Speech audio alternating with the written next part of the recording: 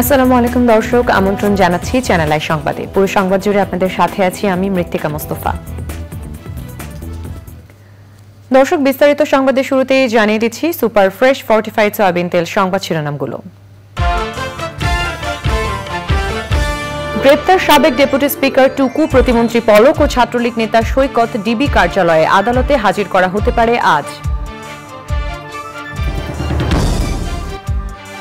শেখ হাসিনা সহ 10 জনের বিরুদ্ধে আন্তর্জাতিক অপরাধ ট্রাইব্যুনালের তদন্ত শুরু, কোটা আন্দোলনে গণহত্যা সহ মানবতা বিরোধী অপরাধের অভিযোগ।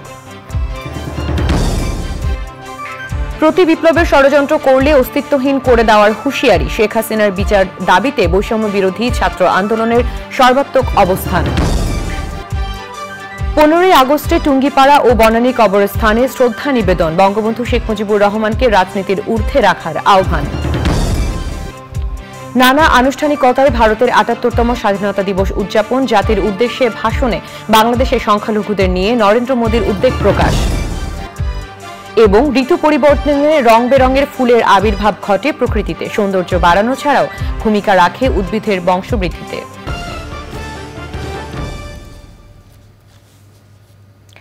দর্শক, সংবাদ শিরোনামগুলো জানাচ্ছিলাম। এখনকার সংবাদ আয়োজন একই সঙ্গে চ্যানেলের ইউটিউব চ্যানেল এবং চ্যানেলের ওটিটি প্ল্যাটফর্ম আই স্ক্রিনে লাইভ স্ট্রিম হচ্ছে। যাচ্ছি বিস্তারিত সংবাদে।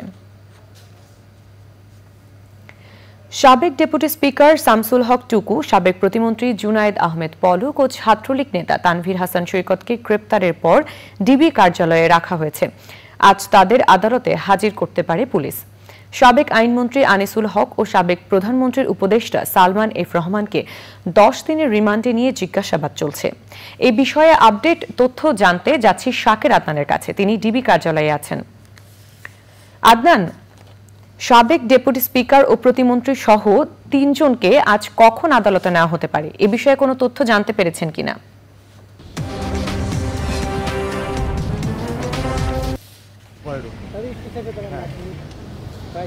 প্রিয়াঙ্কা, ধন্যবাদ। আপনি প্রশ্ন করেছেন কখন আসলে আদালতে নেওয়া হবে, যে গতকাল যে 3 জনকে অ্যারেস্ট করা হয়েছে। তো আমরা যতটুকু আভাস পাচ্ছি বা জানতে পারছি যে সন্ধ্যা বা রাত হবে তাদের সিএমএম কোর্টে নেয়ার জন্য। এবং আপনারা জানেন যে 3 জনকে অ্যারেস্ট করা হয়েছে আওয়ামী লীগ সরকারের সাবেক ডেপুটি স্পিকার শামসুল হক টুকু এবং আইসিটি প্রতিমন্ত্রী জুনায়েদ আহমেদ পলক এবং ঢাকা বিশ্ববিদ্যালয়ের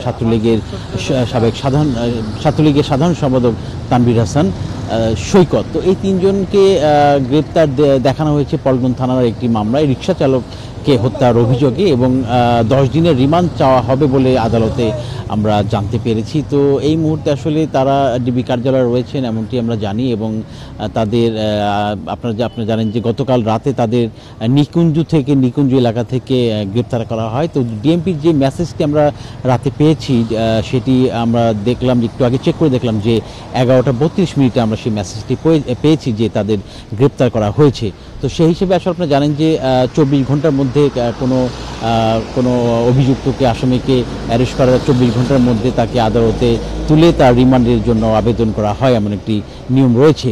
তো সেক্ষেত্রে সেটি আসলে সন্ধ্যার মধ্যে তাদেরকে নেওয়া হবে এমন একটি তথ্য আমরা আভাস পাচ্ছি। তো এর পাশাপাশি আপনি জিজ্ঞেস করছিলেন যে এর আগে যে অর্থাৎ গত মঙ্গলবারে সাবেক প্রধানমন্ত্রীর শিল্প বিনিয়োগ উপদেষ্টা সালমান এফ রহমান এবং সাবেক আইনমন্ত্রী আনিসুল হককেও অ্যারেস্ট করা হয়েছে রাজধানীর সদরঘাট এলাকা থেকে। তাদেরকেও কিন্তু 10 দিনের রিমান্ডের আবেদন করার প্রেক্ষিতে তাদের 10 দিনের রিমান্ড মঞ্জুর করেন আদালত।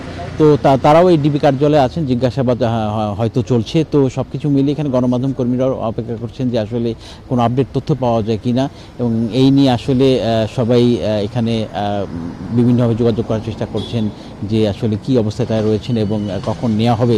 তো সার্বিক পরিস্থিতি এবং সর্বশেষ আসলে আমার কাছে এই তথ্যই ছিল যে আসলে সন্ধ্যা বা রাত নাগাদ হয়তো তাদের সিএমএম আদালতে রিমান্ড শুনানির জন্য নেওয়া হবে। মৃত্তিকা, ধন্যবাদ আদনান।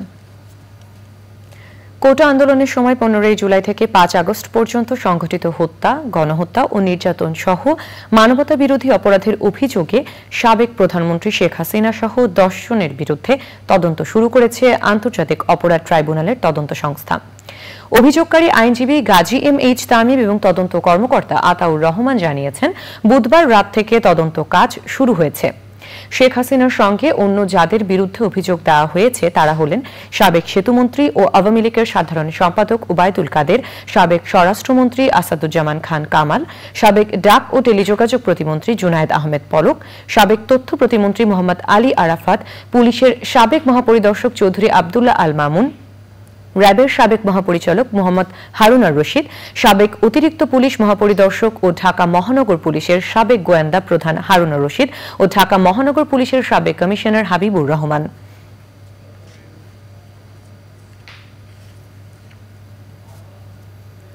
গতকালকে গণহত্যার অভিযোগে আন্তর্জাতিক অপরাধ ট্রাইব্যুনালে একটি অভিযোগ দায়ের করা হয়েছে এবং গতকালকেই সেই অভিযোগটি একটি মামলা হিসাবে রেজিস্টারভুক্ত হয়েছে, যেটাকে বলে কমপ্লেন রেজিস্টার নাম্বার। সরকারি কর্মকর্তা নিয়োগ করার পরে ওনারা অলরেডি তদন্ত কাজ শুরু করেছেন। আমি ওনাদের সাথে কথা বলেছি। তদন্ত কার্যক্রম শুরুর প্রাথমিক কাজ হিসেবে ওনারা ঘটনাকালীন সময়ের যত পত্রিকা আছে সেগুলো সংগ্রহ করেছেন এবং পত্রিকাগুলো পর্যালোচনা করছেন বলে আমাদেরকে জানিয়েছেন।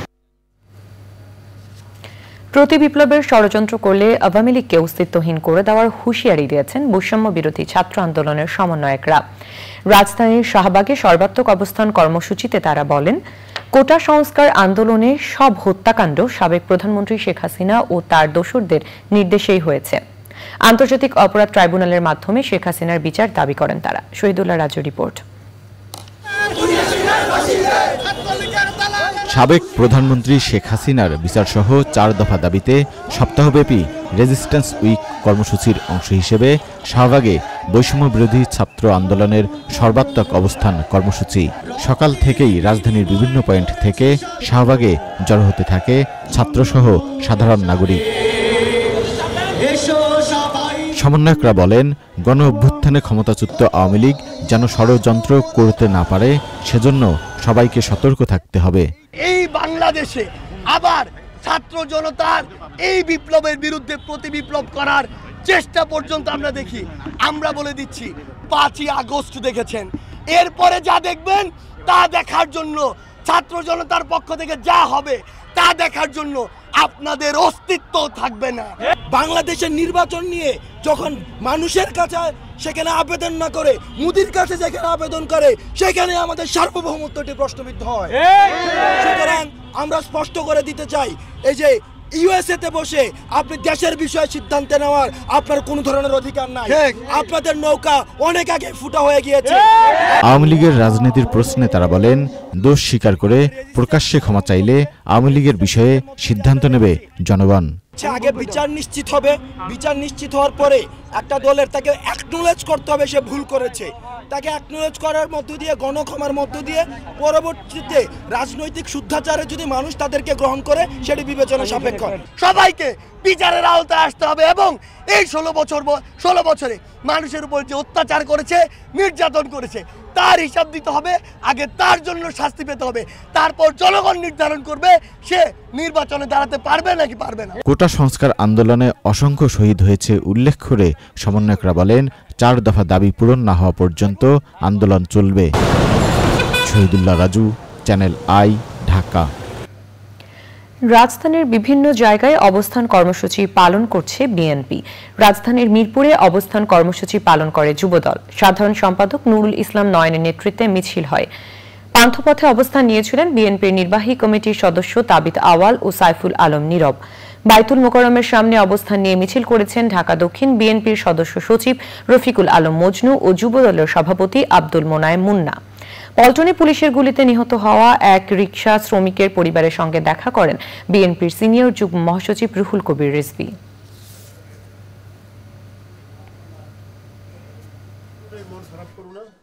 কোথায় সেই লিটন, কোথায় শেখ হেলাল, কোথায় শেখ তন্ময়, কোথায় শেখ সেলিম? তারা তো কেউ বাংলাদেশে নেই। আত্মীয় স্বজনকে নিরাপদ করে আপনি চলে গেলেন জনগণের আন্দোলনের দুর্বার স্রোতে। নেতাকর্মীদেরকে ফেলে গেলেন কেন? পৃথিবীর যারা অসীম সাহসী নেতৃত্ব এবং যারা দেশপ্রেমিক হয় তারা নিজের দেশ নিজের নেতাকর্মীকে ফেলে যায় না। দেশব্যাপী গণহত্যার প্রতিবাদ ও বিচারের দাবিতে সারা দেশে 2 দিনের অবস্থান কর্মসূচি পালন করছে বিএনপি ও দলটির অঙ্গ সংগঠন। প্রতিনিধিদের পাঠানো তথ্য ও ভিডিও চিত্র নিয়ে রাজীব আহমেদের রিপোর্ট। খুলনায় অবস্থান কর্মসূচি পালন করেছে বিএনপি। দুপুরে খুলনা মহানগর ও জেলা বিএনপির যৌথ উদ্যোগে কেডি ঘোষ রোডের বিএনপির অফিসের সামনে ওই অবস্থান কর্মসূচি পালিত হয়। সে সময় বিএনপির কেন্দ্রীয় নেতারা উপস্থিত ছিলেন।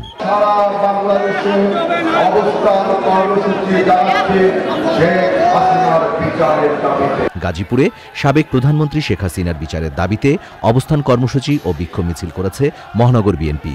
টঙ্গী বাজার থেকে মিছিল শুরু হয়ে শহরের বিভিন্ন সড়ক প্রদক্ষিণ করে। মিছিলে বিএনপির কেন্দ্রীয় নেতারা উপস্থিত ছিলেন। ময়মনসিংহে দেশব্যাপী গণহত্যার প্রতিবাদ ও শেখ হাসিনার বিচারের দাবিতে জেলা যুবদল ও স্বেচ্ছাসেবক দল বিক্ষোভ মিছিল করেছে। নারায়ণগঞ্জে বিক্ষোভ করেছে জেলা বিএনপি। পটুয়াখালীতে স্থানীয় লঞ্চ টার্মিনাল চত্বরে জেলা বিএনপির উদ্যোগে অবস্থান কর্মসূচির আহ্বায়ক আব্দুর রশিদ চুন্নু মিয়ার সভাপতিত্বে আয়োজনে প্রধান বক্তা ছিলেন সদস্য সচিব স্নেহাংশু সরকার কুটি। নীলফামারীতে বিএনপি ও অঙ্গ সংগঠনের নেতাকর্মীরা শহরের প্রধান সড়কে অবস্থান নিয়ে বিক্ষোভ করেছে। সুনামগঞ্জ জেলা বিএনপির নেতৃত্বে অবস্থান কর্মসূচি ও বিক্ষোভ মিছিল হয়েছে। উপস্থিত ছিলেন সুনামগঞ্জ জেলা বিএনপির সাধারণ সম্পাদক অ্যাডভোকেট নুরুল ইসলাম নুরুল সহ অন্যরা। Rajib Ahmed, channel I. 15 August Bangabandhu Sheikh Mujibur রহমানের শাহাদাত বার্ষিকীতে রাজধানীর ধানমন্ডি 32 নম্বরের বাড়িতে শ্রদ্ধা নিবেদন করতে গেলে বাধা দেয় আশেপাশের এলাকার মানুষ। বনানীতে বঙ্গবন্ধুর পরিবারের সদস্যদের কবর জিয়ারত করেন আওয়ামী লীগের অঙ্গ সংগঠনের নেতাকর্মীরা। গোপালগঞ্জে টুঙ্গিপাড়া ও নারায়ণগঞ্জে বঙ্গবন্ধুর প্রতি শ্রদ্ধা নিবেদন করা হয়। ইফতেখার উদ্দিনের রিপোর্ট। ধানমন্ডি 32 নম্বর সড়কের বঙ্গবন্ধু শেখ মুজিবুর রহমান স্মৃতি জাদুঘরের আশেপাশের এলাকায় বৃহস্পতিবার সকাল থেকেই অবস্থান নেন অনেকে। সকালে শ্রদ্ধা জানাতে আসারা তাদের বাধার মুখে পড়েন।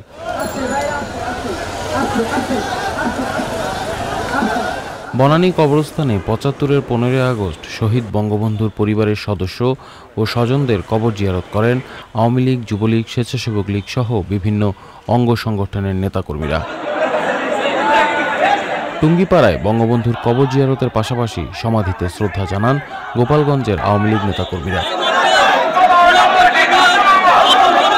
এছাড়াও বাগেরহাট, পিরোজপুর, মাদারীপুর, ফরিদপুর, শরীয়তপুর, কালকিনি, নড়াইল, যশোর সহ নানা জেলা উপজেলার দলীয় নেতাকর্মীরা টুঙ্গিপাড়ায় বঙ্গবন্ধুর সমাধিতে শ্রদ্ধা নিবেদন করেন। Iftekhar Uddin, channel I, Dhaka. সিন্ডিকেটের মাধ্যমে নিয়োগ, পদায়ন ও বদলি বাণিজ্যের অভিযোগে সাবেক স্বরাষ্ট্রমন্ত্রী আসাদুজ্জামান খান কামাল সহ তার সহযোগীদের বিরুদ্ধে অনুসন্ধানের সিদ্ধান্ত নিয়েছে দুর্নীতি দমন কমিশন দুদক। কমিশনের এই সিদ্ধান্ত গণমাধ্যমে জানিয়েছেন দুদকের উপপরিচালক ও জনসংযোগ কর্মকর্তা মোহাম্মদ আক্তারুল ইসলাম। দুর্নীতির অনুসন্ধান ও তদন্তে ইতোমধ্যে সংস্থার উপপরিচালক জাহাঙ্গীর আলমের নেতৃত্বে একটি অনুসন্ধান টিম গঠন করা হয়েছে। সাবেক স্বরাষ্ট্রমন্ত্রী আসাদুজ্জামান খান কামাল ও তার সহযোগীদের বিরুদ্ধে সিন্ডিকেটের মাধ্যমে ঘুষ বাণিজ্যের অভিযোগ রয়েছে।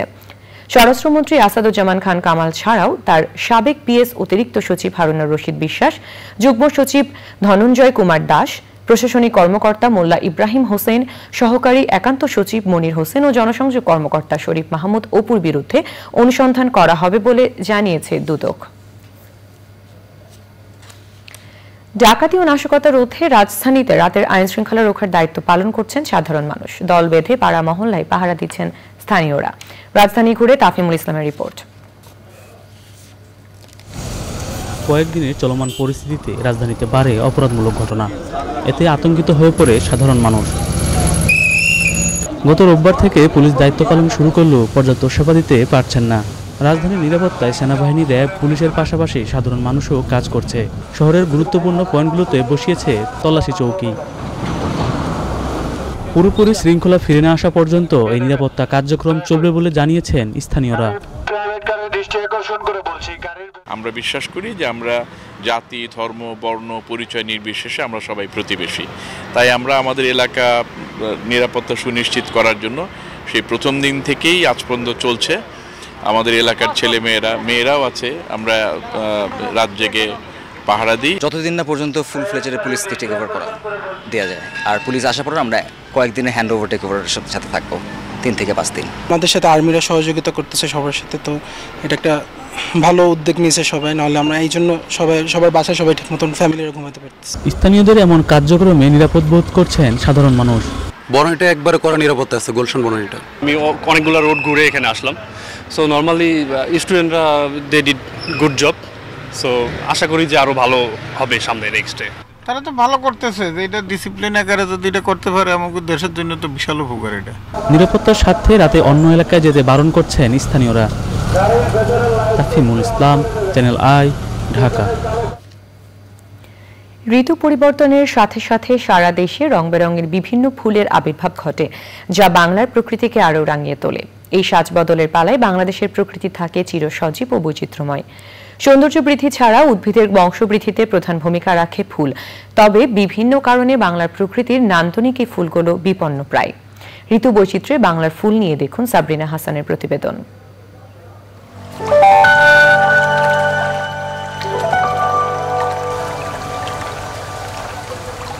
ভৌগোলিক কারণে বাংলাদেশের আবহাওয়া বৈচিত্র্যময়।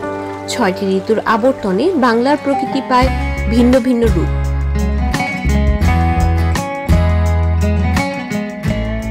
প্রচণ্ড দাবদাহ আর ঝড় বৃষ্টির দানবীয় মূর্তি নিয়ে গ্রীষ্মকাল এলেও কৃষ্ণচূড়া, জারুল, হিজল, গোলাপ, সোনালু ফুলের ছোঁয়ায় প্রকৃতিতে নতুন রঙের সঞ্চার ঘটে। বর্ষা আসে এক প্রশান্তির বার্তা নিয়ে।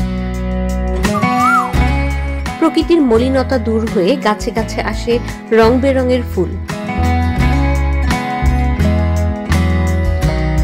কদম, কেয়া, কামিনী, জুঁই, টগর, বেলি, শাপলা, পদ্মসহ নাম না জানা বিভিন্ন ফুলে ভরে ওঠে বাংলার পথ মাঠ। ময়ূরকণ্ঠী নীল আকাশ আর শ্বেতশুভ্র কাশফুল নিয়ে বাংলার প্রকৃতিতে স্নিগ্ধ কোমল রূপে হাজির হয় শরৎকাল। ছাতিম, কামিনী ও শিউলি ফুলের মিষ্টি সৌরভে মোহনীয় হয়ে ওঠে চারপাশ। গন্ধরাজ, মল্লিকা, শিউলি, কামিনী, রাজ অশোক সহ বিভিন্ন ফুলে বৈচিত্র্যময় হয়ে ওঠে হেমন্ত। এরপর হিমেল হাওয়া আর ঘন কুয়াশার চাদর জড়িয়ে আসে শীতকাল। গোলাপ, সূর্যমুখী, ডালিয়া, গাঁদা, জুঁই, চামেলি, বেলি ফুলের সৌন্দর্যে প্রকৃতি সেজে ওঠে ভিন্ন রূপে। শীতের শীর্ণতাকে ছাপিয়ে যায় দিগন্ত বিস্তৃত হলুদ সরিষা ফুলের ক্ষেতের মোহনীয় সৌন্দর্য। শীতের শুষ্ক প্রকৃতি বসন্তে যেন প্রাণ ফিরে পায়। গাছে গাছে মাধবী, চাপা, নাগেশ্বর, পলাশ, শিমুল সহ বিভিন্ন ফুল ফোটে, পাখি ডাকে। রয়েছে বেশ কিছু অর্কিড ও বুনো ফুল। ঋতুভিত্তিক এসব ফুল ছাড়াও বছর জুড়ে জবা, নয়নতারা, রঙ্গন সহ বেশ কিছু ফুল দেখা যায় বাংলার প্রকৃতিতে। বনভূমি ধ্বংস, বিভিন্ন ফুলের উদ্ভিদ কেটে ফেলার কারণে প্রকৃতি থেকে হারিয়ে যাচ্ছে এসব ফুল। এতে ফুলের উপর নির্ভরশীল কীটপতঙ্গ পড়ছে খাদ্য সংকটে। বাধাগ্রস্ত হচ্ছে উদ্ভিদের পরাগায়ন প্রক্রিয়া। বৈচিত্র্যময় এসব ফুল টিকে থাকলে একদিকে যেমন পরিবেশের ভারসাম্য বজায় থাকবে, অন্যদিকে বছর জুড়েই মনোমুগ্ধকর ও বর্ণিল থাকবে বাংলার প্রকৃতি।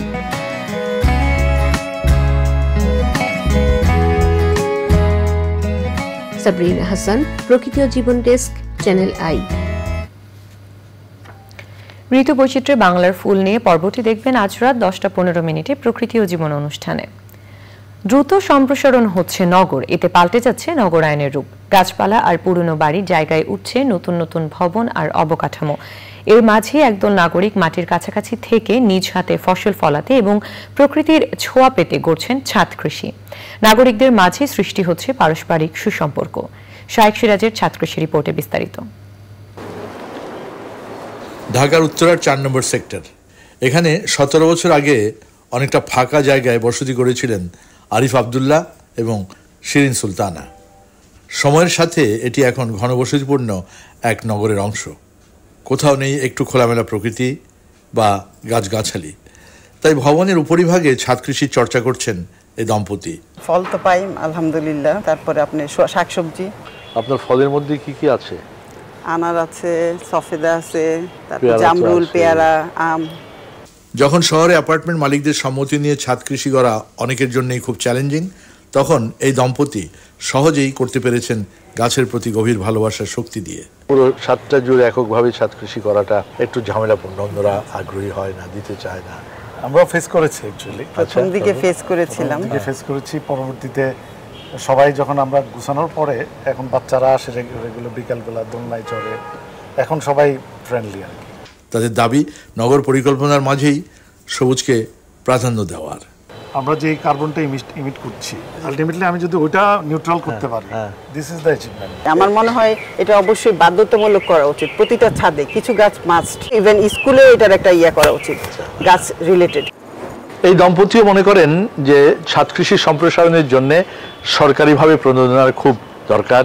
একইভাবে প্রাথমিক স্কুলগুলোতে শিশুদেরকে এ ব্যাপারে সচেতন করার জন্য সে সমস্ত স্কুলের ছাদগুলো ফেলে না রেখে সেখানে কৃষির আয়োজন করা, তাহলে এর সম্প্রসারণ ঘটবে, আমাদের পরিবেশ রক্ষা পাবে।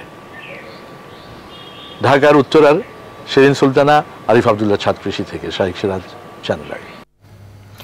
এ নিয়ে বিস্তারিত প্রতিবেদন দেখবেন আজ বিকাল 3:05 হৃদয় মাটির মানুষের ডাক অনুষ্ঠানে।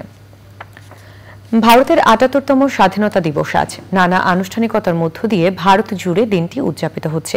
এই উপলক্ষে দিল্লির লালকেল্লা চত্বর থেকে জাতির উদ্দেশ্যে ভাষণে প্রধানমন্ত্রী নরেন্দ্র মোদী বলেছেন, বাংলাদেশের সনাতন ধর্মাবলম্বী ও সংখ্যালঘুদের নিরাপত্তা নিয়ে ১৪০ কোটি ভারতবাসী উদ্বেগে আছে। বিস্তারিত আল মুকসিদের রিপোর্টে। নানা আনুষ্ঠানিকতার মধ্য দিয়ে ভারত জুড়ে উদযাপিত হচ্ছে ৭৮তম স্বাধীনতা দিবস। দিল্লির লালকেল্লা চত্বরে ভারতের স্বাধীনতা সংগ্রামীদের প্রতি শ্রদ্ধা জানান প্রধানমন্ত্রী নরেন্দ্র মোদী। পরে স্বাধীনতা দিবসে জাতির উদ্দেশ্যে দেয়া ভাষণে মোদী বলেন, শতবর্ষের দাসত্বের বিরুদ্ধে সংগ্রামের মধ্য দিয়ে কাঙ্ক্ষিত স্বাধীনতা পেয়েছে ভারতবাসী। ভাষণে বাংলাদেশের সনাতন ধর্মাবলম্বী ও সংখ্যালঘুদের নিরাপত্তা নিয়ে ১৪০ কোটি ভারতবাসী উদ্বেগে আছে বলে উল্লেখ করেন মোদী। बांग्लादेश में जो कुछ भी हुआ है उसको लेकर पड़ोसी देश के नाते चिंता होना, मैं इसको समझ सकता हूं। मैं आशा करता हूं कि वहां पर हालात जल्द ही सामान्य होंगे। खास करके 140 करोड़ देशवासियों की चिंता कि वहां हिंदू, वहां के अल्पसंख्यक, उस समुदाय की सुरक्षा सुनिश्चित हो। शांति के प्रति हमारा कमिटमेंट है, हमारे संस्कार है। हम आने वाले दिनों में बांग्लादेश की विकास यात्रा में हमेशा हमारा शुभचिंतन ही रहेगा, क्योंकि हम मानव जात की भलाई सोचने वाले लोग हैं। চলতি বছর লোকসভা নির্বাচনে তৃতীয়বারের মতো প্রধানমন্ত্রী নির্বাচিত হওয়ার পর টানা 11 বারের মতো স্বাধীনতা দিবসে ভাষণ দিলেন মোদী। আল মুকসিদ, চ্যানেল আই। দর্শক, এবারে চলে যাচ্ছি বিরতিতে। বিরতির পর অন্যান্য সংবাদের সাথে থাকছে। দর্শক, ফিরে এলাম বিরতির পর।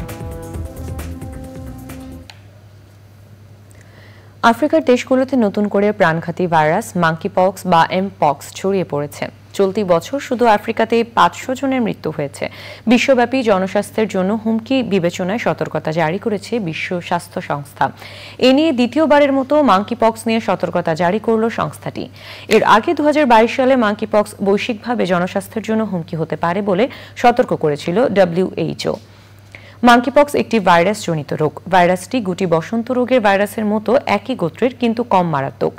বিশেষজ্ঞদের মতে আফ্রিকার বাইরে এই রোগে সংক্রমিত হবার সম্ভাবনাও কম। এবারে নিটোল টাটা কৃষি সংবাদ।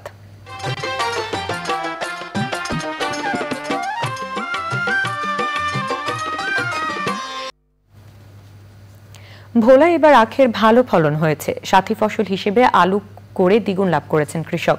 চলছে পাইকারদের কাছে বিক্রি ও কাটার ধুম। ভালো দাম পেয়ে খুশি চাষিরা। এখন দেখবেন প্রকৃতি সংবাদ।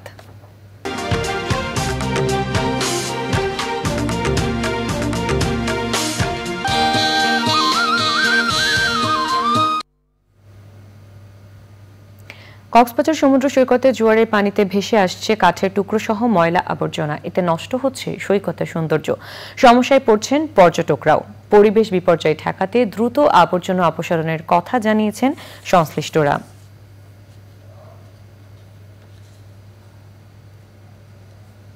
দর্শক, এবারে খেলার খবর।